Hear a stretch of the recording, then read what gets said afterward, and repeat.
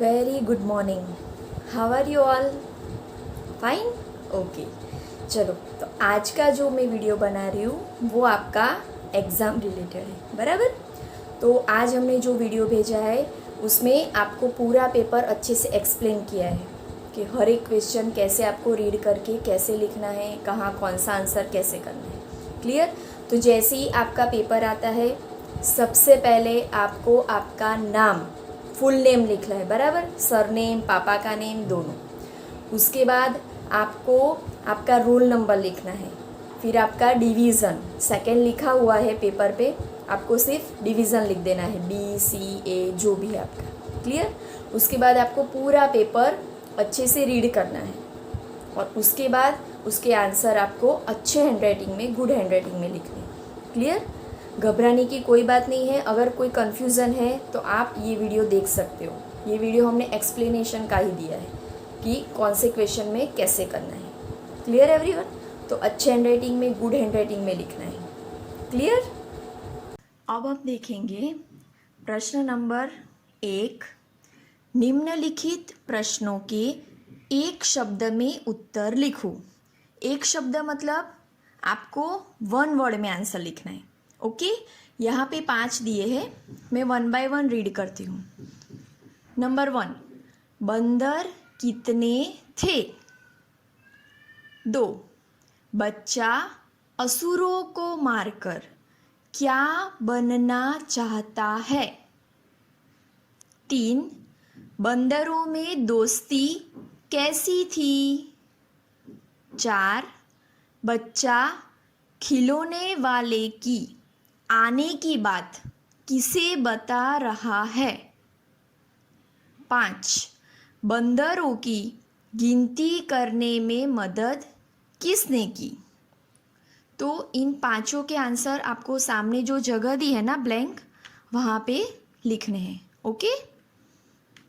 प्रश्न 2, निम्नलिखित शब्द के अर्थ लिखो। निम्नलिखित मतलब नीचे लिखे हुए शब्द के अर्थ, वर्ड मीनिंग लिखने आपको, बराबर।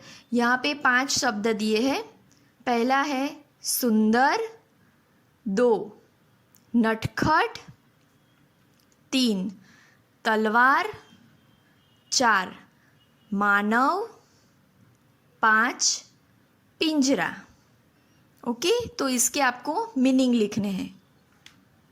प्रश्न 3, निम्नलिखित प्रश्नों के उत्तर लिखो।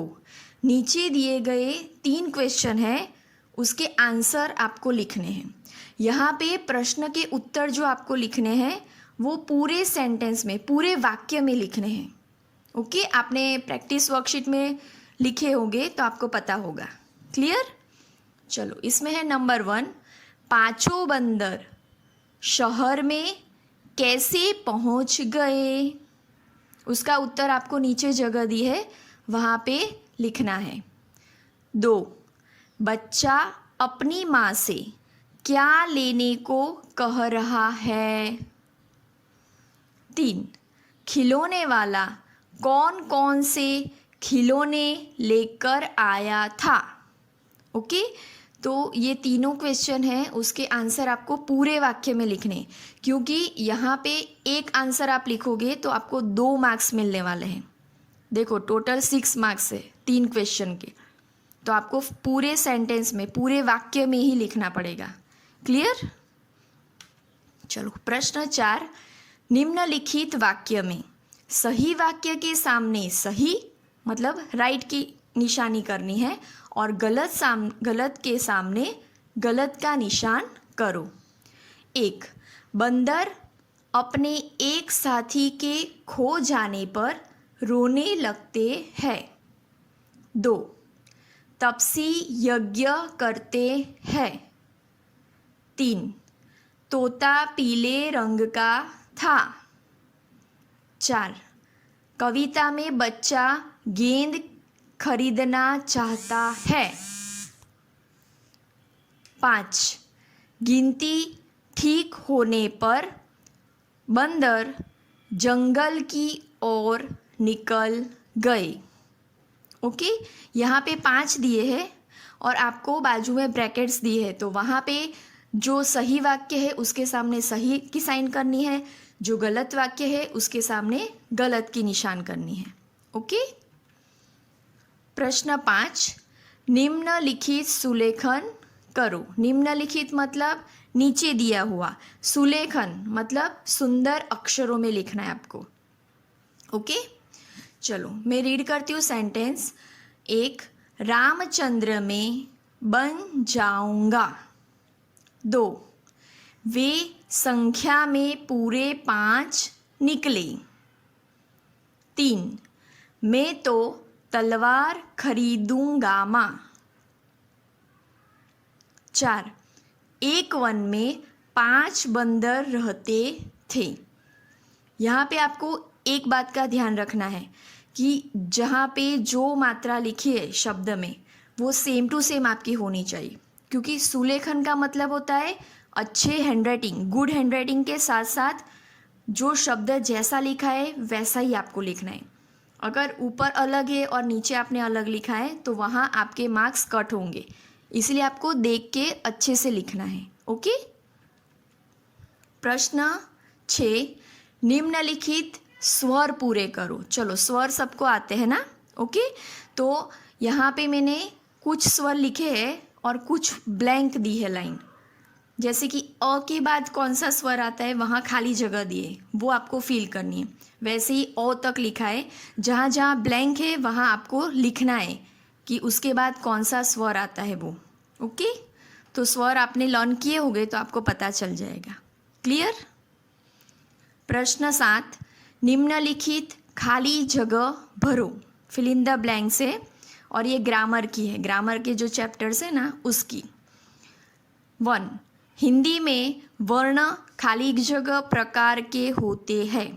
ब्रैकेट में दिया है 5, 2, एक सही है और एक गलत दिया है, बराबर।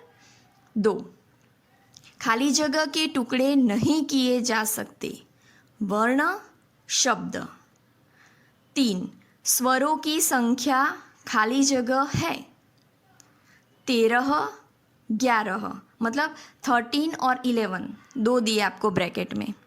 4, जो वर्ण स्वर की सहायता से बोलते हैं उन्हें खाली जगह कहते हैं, इकाई व्यंजन। 5, मुख से बोलना भाषा का खाली जगह रूप है। ब्रैकेट में दिया है मौखिक, लिखित, बराबर। जो सही है वो आंसर आपको खाली जगह दी है उसमें लिखना है, सेम टू सेम लिखना है। ओके, फिर यहाँ पे आप अलग टिक करो और आंसर अलग लिखो, ऐसा नहीं होना चाहिए। तो आपको ध्यान से लिखना है, जो सही आंसर है वो ही आपको ब्लैंक में लिखना है। क्लियर। प्रश्न 8, चित्र देखकर उनकी बोलियों से मिलाओ। देखो एक साइड आपको एनिमल्स और बर्ड्स के पिक्चर दिए हैं, दिख रही है सबको, और दूसरी साइड वो कैसे बोलते हैं उनकी बोलियाँ दी है। ओके, चलो चित्र देखकर आपको आइडिया आ जाएगा, बराबर, कि कौन सा चित्र है, कौन सा बर्ड है या फिर कौन सा एनिमल है। जो शब्द लिखे वो मैं आपको रीड करके सुनाती हूँ।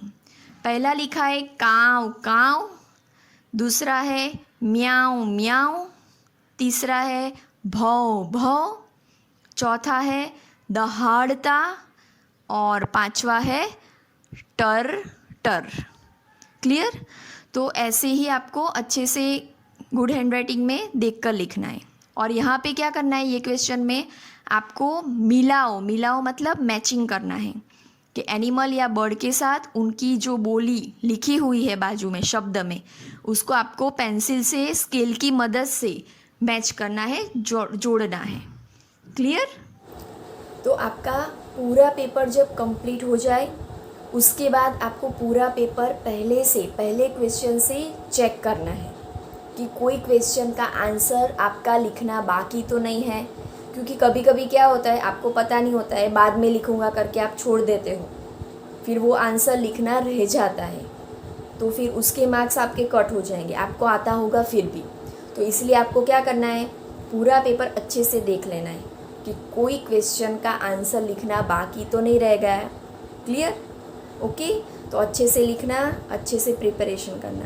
Okay everyone, all the best.